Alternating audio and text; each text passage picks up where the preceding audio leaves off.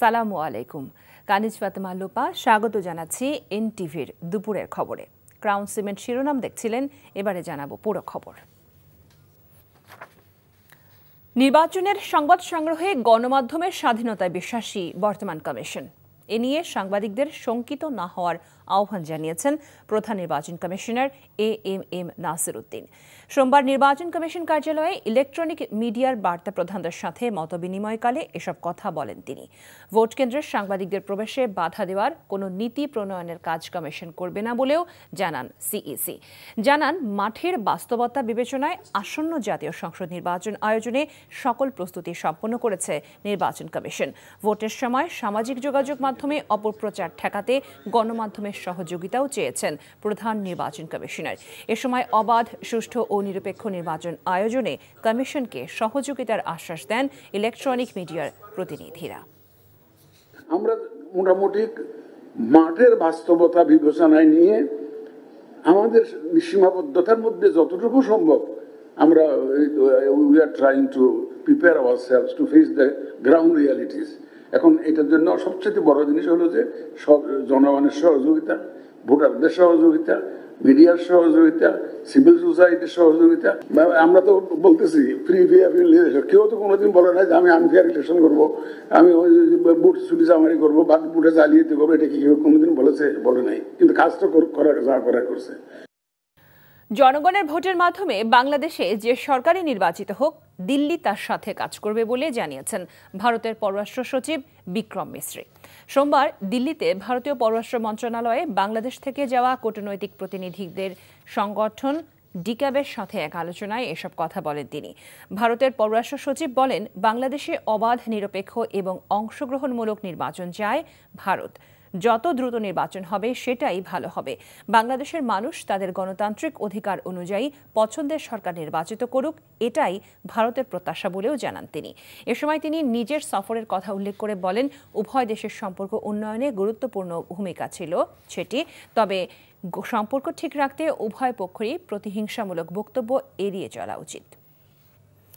পূর্বাঞ্চল নতুন শহর প্রকল্পে শেখ রেহানা, রাদওয়ান মুজিব সিদ্দিক ও আজমিনা সিদ্দিকের নামে প্লট বরাদ্দের জন্য টাকা জমাদানের 3টি রসিদ আদালতে জমা দিয়েছেন সোনালী ব্যাংকের গণভবন শাখার 3 কর্মকর্তা। সকালে ঢাকার 4র্থ বিশেষ আদালতে সাক্ষ্য প্রদানের সময় এসব নথি দাখিল করেন তারা।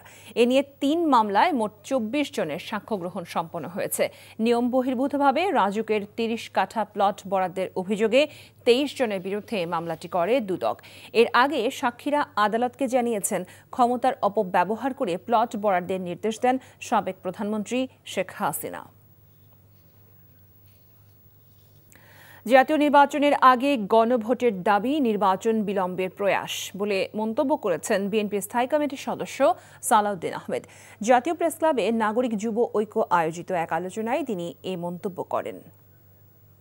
এখন লক্ষ্য করছি কেউ কেউ, আমি কোনো দলের নাম নেব না, এখনো আবার সেই আগের জায়গায় আগে গণভোট হতে হবে, কনস্টিটিউশন অর্ডার করতে হবে। এগুলো আমাদের মনে হয় পরিহার করা উচিত। এগুলোই হচ্ছে মূল চ্যালেঞ্জ।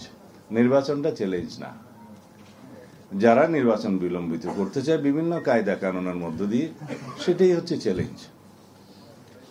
অথবা বিভিন্ন ইস্যু সৃষ্টি করে আলোচনায় এবং রাস্তায় একই ইস্যুতে আন্দোলন করে যারা একটা বিভ্রান্তি সৃষ্টি করতে চায় জাতির মধ্যে, সেগুলোই হচ্ছে চ্যালেঞ্জ।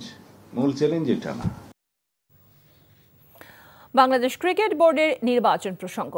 বিসিবি নির্বাচনে ব্যালটে ভোট দেওয়ার সময় শেষ। সরাসরি এসে বিকেল 4টা পর্যন্ত ভোট দিতে পারবেন কাউন্সিলররা। ভোট গ্রহণ শেষে সন্ধ্যা 6টায় ফলাফল ঘোষণা করা হবে। এরপর সন্ধ্যা 7:30টায় অনুষ্ঠিত হবে সভাপতি ও সহসভাপতি নির্বাচন। তামিম ইকবাল সহ মোট 15 প্রার্থী সরে দাঁড়ানোয় ঢাকার ক্লাব কোটায় নির্বাচনী আকর্ষণ অনেকটাই কমে গেছে। তারপরও শেষ পর্যন্ত ক্যাটাগরি 2 থেকে 14 জন প্রার্থী প্রতিদ্বন্দ্বিতা করছেন। তার মধ্যে 12 জন নির্বাচিত হবেন। সেদিক থেকে নামমাত্র নির্বাচন হবে ক্যাটাগরি 1 অর্থাৎ জেলা ও বিভাগে। সেখানে 72 ভোটে নির্বাচিত হবেন 10 পরিচালক। এরই মধ্যে নির্বাচন ছাড়াই 9 জন নির্বাচিত হয়ে গেছেন। ক্যাটাগরি 1-এ শুধু রংপুর বিভাগে নির্বাচন হবে। এরই মধ্যে বিনা প্রতিদ্বন্দ্বিতা নির্বাচিত হয়েছেন আমিনুল ইসলাম বুলবুল, নাজমুল আবেদিন ফাহিম, আসিফ আকবর, আব্দুর রাজ্জাক সহ আরও কয়েকজন।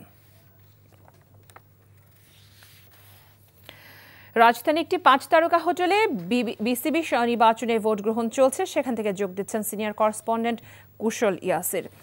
কুশল, ব্যালটে ভোট দেওয়ার সময় শেষ এবং সরাসরি ভোট দেওয়ার সময়ও খুব বেশি নেই, তো প্রার্থীদের মধ্যে উন্মাদনা আপনি কেমন দেখতে পাচ্ছেন? লোপা, বেশিরভাগ যেহেতু আমরা দেখেছি যে সশরীরে আসার কথা, কিন্তু তুলনায় কিন্তু সশরীরে যে ভোট গ্রহণ এখনও চলছে। আমরা দেখেছি যে জেনেছি যে ব্যালটে যারা এরই মধ্যে শেষ করে ফেলেছেন এবং বিকেল 4টা নাগাদ এই সশরীরে ভোট প্রদান সেটা চলবে। এবং আমরা জানি যে অনেকেই এই নির্বাচনটি বয়কট করেছেন তথা কিন্তু তারা তাদের উপস্থিতিটা আমরা দেখতে পাইনি যারা বয়কট করেছেন। এবং ক্যাটাগরি 1 থেকে শেষ মুহূর্তে কিন্তু ঢাকা বিভাগ ও জেলার যে অন্যতম প্রার্থী ছিলেন ফুয়াদ আল রিদওয়ান, তিনি প্রত্যাহার করেছেন, কিন্তু তার ভোট কিন্তু ব্যালটে তার নাম থাকায় আমিনুল ইসলাম বুলবুল এবং নাজমুল আবেদিন ফাহিমরা কিন্তু ভোট দিতে এসেছেন। এবং তাদের যে ভোটার রয়েছে ঢাকা বিভাগের যে জেলাগুলো রয়েছে তারা কিন্তু উপস্থিত হয়ে ভোট দিয়েছেন। আমরা দেখি যে আমিনুল ইসলাম বুলবুল বর্তমানে সভাপতি, তিনি কিন্তু ভোট দিয়েছেন এবং গণমাধ্যমের সঙ্গে কথাও বলেছেন। এবং অন্যদিকে যদি ক্যাটাগরি 3-এর দিকে যাই, সেখানে বিভিন্ন সার্ভিসেস দল, শিক্ষা প্রতিষ্ঠান এবং সাবেক ক্রিকেটাররা ভোট দিতে পারবেন। সেখানে প্রতিদ্বন্দ্বী হিসাবে রয়েছেন সাবেক ক্রিকেটার, সাবেক অধিনায়ক খালেদ মাসুদ পাইলট এবং দেবব্রত পাল। তাদের মধ্যে একটি তুমুল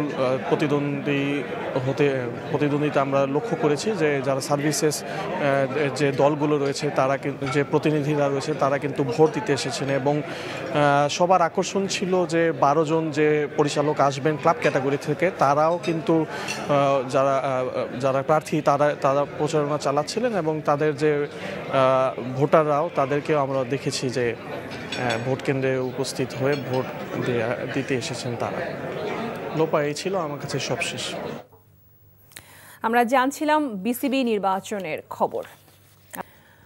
উজানের ঢল আর ভারী বর্ষণের কারণে বৃদ্ধি পাওয়া তিস্তা নদীর পানি কিছুটা কমতে শুরু করলেও পানিবন্দী নিচু এলাকার মানুষের রয়েছেন দুর্ভোগে। তলিয়ে গেছে নীলফামারীর নদী তীরবর্তী নিচু এলাকা। তবে সকাল থেকে তিস্তা ব্যারেজের ডালিয়া পয়েন্টে পানি বিপদসীমার নিচ দিয়ে প্রবাহিত হচ্ছে। গতরাতে তিস্তার পানি বিপদসীমার 35 সেন্টিমিটার উপর দিয়ে প্রবাহিত হচ্ছিল। এতে লালমনিরহাটের পাটগ্রামের দহগ্রাম ইউনিয়নের একটি পাকা রাস্তা এবং একটি কালভার্ট ভেঙে যায়। হাতীবান্ধা, আদিতমারি ও সদর উপজেলার বেশ কিছু নিচু এলাকা তলিয়ে যায়। ডুবে গেছে বেশ কয়েকটি সড়ক ও আমন ক্ষেত, ভেসে গেছে পুকুরের মাছ। এদিকে কুড়িগ্রামের রাজারহাট উপজেলার ঘড়িয়ালডাঙ্গা এবং বিদ্যানন্দ এবং উলিপুর উপজেলার থেত্রাই ইউনিয়নের নিম্নাঞ্চল প্লাবিত হয়েছে। ধরলা, ব্রহ্মপুত্র ও গঙ্গাধর নদের পানি বেড়ে চরাঞ্চলের আমন ধান ও শীতকালীন সবজির ক্ষেত পানিতে তলিয়ে গেছে। তবে এতে বন্যার কোনো আশঙ্কা নেই বলে পানি উন্নয়ন বোর্ড জানিয়েছে। নদী এলাকায় এই দোয়ানি ব্রিজ থেকে যে পানিটা আমাদের এখানে ঢোকে, প্রত্যেকটা বাড়ির হাঁস, মুরগি, গরু, ছাগল, আমাদের বাড়ি ঘর, কাপড় চোপড়, খাট পালং সব তলে যায়। কালকে থেকে এ পর্যন্ত মানুষ কোনো তুলে তলাইতে পারে নাই, সব ঘরে ঘরে পানি উঠছে। সাভারের আশুলিয়ায় একটি পোশাক কারখানায় আগুন লেগেছে, তবে এতে কেউ হতাহত হয়নি। ফায়ার সার্ভিস জানায় দুপুরে আশুলিয়ার জামগড়া এলাকার ফ্যান্টাসি কিংডমের বিপরীত পাশে ওই পোশাক কারখানায় আগুন লাগে। এতে শ্রমিকদের মধ্যে আতঙ্ক ছড়িয়ে পড়ে। খবর পেয়ে ফায়ার সার্ভিসের 12টি ইউনিট 1 ঘন্টার চেষ্টায় আগুন নিয়ন্ত্রণে আনে। আগুন লাগার কারণ জানাতে পারেনি ফায়ার সার্ভিস। এই ছিল দুপুরের খবরে। এই খবরের ভিডিও সহ আপডেট জানতে ভিজিট করুন এনটিভি অনলাইন www.ntvbd.com। এছাড়াও এনটিভির জনপ্রিয় সব অনুষ্ঠান ও খবরের আপডেট জানতে ভিজিট করুন আমাদের ইউটিউব ও ভেরিফাইড ফেসবুক পেজ। 5টায় দেশের খবর দেখার আমন্ত্রণ জানিয়ে বিদায় নিচ্ছি। সবাইকে ধন্যবাদ এতক্ষণ সাথে থাকার